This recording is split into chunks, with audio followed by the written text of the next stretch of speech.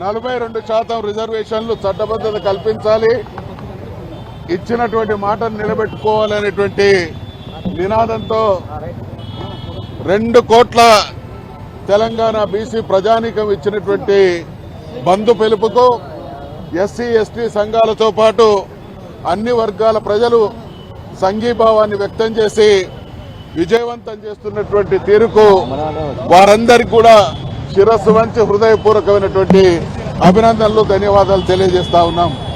42% రిజర్వేషన్లు అమలు చేస్తామని హామీ ఇచ్చినటువంటి పార్టీ కాంగ్రెస్ పార్టీ. దేశానికి స్వాతంత్రం వచ్చిన తర్వాత సుదీర్ఘకాలం పాటు దేశాన్ని పరిపాలించినటువంటి పార్టీ, అనేక రాష్ట్రాలను ఎక్కువ కాలం పాటు పరిపాలించినటువంటి పార్టీ. హక్కులంటే ఏంటో, రాజ్యాంగం అంటే ఏంటో, కోర్టులంటే ఏందో సంపూర్ణమైనటువంటి అవగాహన ఉన్నటువంటి పార్టీగా తెలంగాణలో అధికారాన్ని చేజిక్కించుకోవాలి.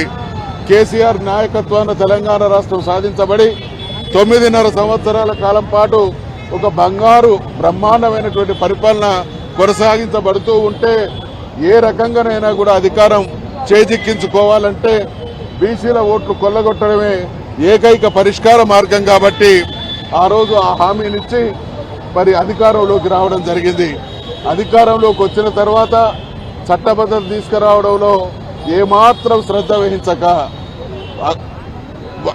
డొంక తిరుగుడు మార్గాల ద్వారా ప్రయత్నాలు చేసి చివరికి అన్ని వర్గాల చీత్కారానికి గురి అయి కోర్టులు కూడా అడ్డుకుంటున్నటువంటి పరిస్థితులలో మరి బీసీ సమాజానికి సంబంధించినటువంటి బీఆర్ఎస్ పార్టీ నాయకులుగా మేము డే 1 నుంచి ఒకే మాట, ఈరోజు ఎవరేం మాట్లాడినా ఈ 42% చట్టబద్ధత రావాలి అనంటే ఏకైక పరిష్కార మార్గం తమిళనాడులో ఆనాడు జయలలిత సాధించినటువంటి విధానం, అనుసరించినటువంటి వైఖరినే మనం ఆదర్శంగా తీసుకుంటే తప్ప పరిష్కారం సాధ్యం కాదు అనేటువంటి విషయాన్ని స్పష్టంగా చెప్పడం జరిగింది.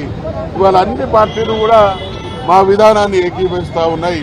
ఈ సందర్భంగా దేశంలో ఉన్నటువంటి 2 ప్రధానమైనటువంటి పార్టీలను మేము డిమాండ్ చేస్తా ఉన్నాం, హెచ్చరిక చేస్తా ఉన్నాం. ఈడబ్ల్యూఎస్ రిజర్వేషన్లు ఇచ్చినప్పుడు సమాజంలో దేశంలో 12-15% ఉన్నటువంటి వాళ్ళలో 10-20% సమస్యలు పేదరికం ఉన్నటువంటి వాళ్ళకి మరి 10% రిజర్వేషన్లు కలిగించి, అంటే వాళ్ళలో ఉన్నటువంటి పేదరికం కంటే అర్హుల కంటే 4-5 రెట్లు ఎక్కువ రిజర్వేషన్లు కల్పించడంలో 2 పార్టీలు కూడా గూడుపుటానిగా వ్యవహరించి వాళ్లకు చట్టబద్ధతను తీసుకొచ్చినటువంటి ఆ వ్యవస్థ ఇవాళ బీసీల విషయంలో చాలా చిన్న సమస్య. ఇవాళ మేము కోరేది రాజ్యాధికారంలో మా వాటాను అడుగుతా ఉన్నాం. మేమెంతో మాకంతా అనేటువంటిది మా ప్రధానమైనటువంటి డిమాండ్. 42% మేము చేస్తున్నటువంటి బీసీలుగా చేస్తున్నటువంటి డిమాండ్ కాదు, ఇది కాంగ్రెస్ పార్టీ స్వయంగా ఇచ్చినటువంటి డిమాండ్. 42% స్థానిక సంస్థల్లో రిజర్వేషన్లు ఇవ్వడానికి ఇన్ని రకాల ప్రతిఘటనలు, ప్రతికూలతలు, ఇన్ని రకాల ఇబ్బందులు కలిగిస్తున్నటువంటి ఈ పాలక వ్యవస్థలు మేమెంతో మాకంతకు ఒప్పుకుంటాయనేటువంటి ఏమాత్రం నమ్మకం లేదు. కాబట్టి ఆనాడు భారతదేశానికి స్వాతంత్రం రావడానికి ఈ దేశంలో పోరాటం అన్యాయం పరిష్కార మార్గం అయింది. ఆనాడు మరి కేసీఆర్ గారు తెలంగాణ రాష్ట్ర సాధన కోసం పోరాటమే పరిష్కార మార్గమైంది. ఇవాళ అనివార్యంగా తెలంగాణలో ఉన్నటువంటి బీసీలు, దేశంలో ఉన్నటువంటి బీసీలు వాళ్ళ హక్కుల సాధన కోసం ముమ్మాటికి పోరాటమే పరిష్కార మార్గం అనేటువంటి అనివార్య పరిస్థితిని కల్పించింది. కాబట్టి బీసీలుగా 75 సంవత్సరాల పాటు అన్యాయానికి, అవమానానికి, అణచివేతకు, ద్రోహానికి బలి అయినటువంటి ఈ జాతి చేస్తున్నటువంటి ఆక్రందన, మేము పడ్డటువంటి బాధలు, అవమానాలు భవిష్యత్తులో మా పిల్లలకు సంక్రమించకూడదు అనేటువంటి నిర్ణయంతో మేము ఈ చారిత్రక బంధుకాలకు పిలుపు ఇవ్వడం జరిగింది. ఇది ఆరంభం మాత్రమే. ఈ దేశంలో బీసీలకు జరిగినటువంటి ద్రోహం నంబర్ 1 రాజ్యాంగపరమైనటువంటి రిజర్వేషన్లు ఇవ్వబడాల్సినటువంటి ఈ జాతికి రాజ్యాంగపరమైనటువంటి రిజర్వేషన్లు ఇవ్వబడలేదు. ఈ దేశంలో మేము ఇందాక హన్మకొండ బస్టాండ్ ముందట ధర్నా చేసేటువంటి కార్యక్రమంలో అక్కడ ఉండేటువంటి ఆర్టీసీ సిబ్బందిని అడిగిన, మీ దగ్గర బస్సులు ఎన్ని బస్సులు ఉన్నాయంటే చెప్పిళ్ళు, డ్రైవర్లు ఎందరున్నారంటే చెప్పిళ్ళు, క్లీనర్లు ఎందరున్నారంటే చెప్పిండ్రు, కండక్టర్లు ఎందరున్నారంటే చెప్పిండ్రు, రోజు ఎంత వస్తుందంటే చెప్పిండ్రు. కానీ ఈ దేశ పాలక వ్యవస్థ 78 సంవత్సరాల్లో దేశంలో ఉన్నటువంటి బీసీలు ఎవరు ఎక్కడ ఎందరు ఉన్నారు అంటే చెప్పేటువంటి స్థితిలో లేరు. రాజ్యాంగపరమైనటువంటి రిజర్వేషన్లు ఇచ్చి బీసీలను రాజ్యాధికారంలో భాగస్వామ్యం చేయడంలో ఘోరమైనటువంటి దుర్మార్గానికి పాల్పడ్డాయి పాలక పార్టీలు.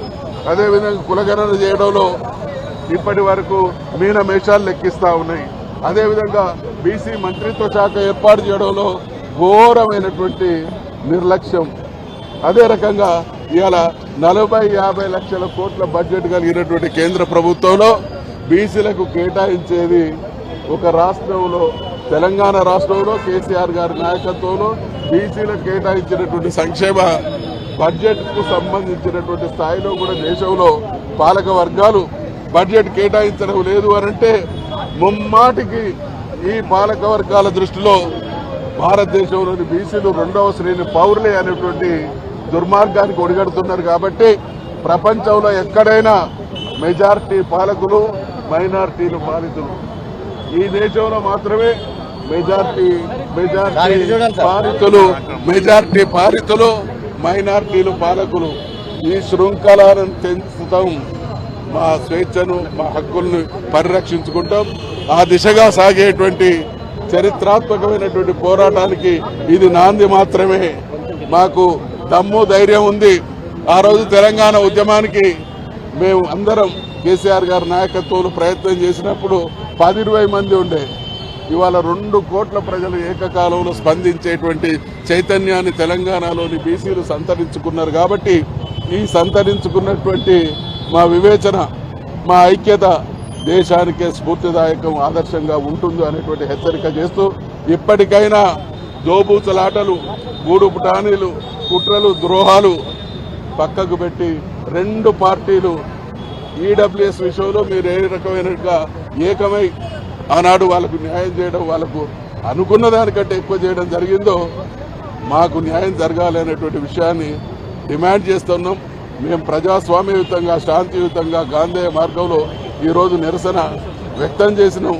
దీన్ని అర్థం చేసుకోవాల్సిందిగా కూడా హెచ్చరిస్తాం.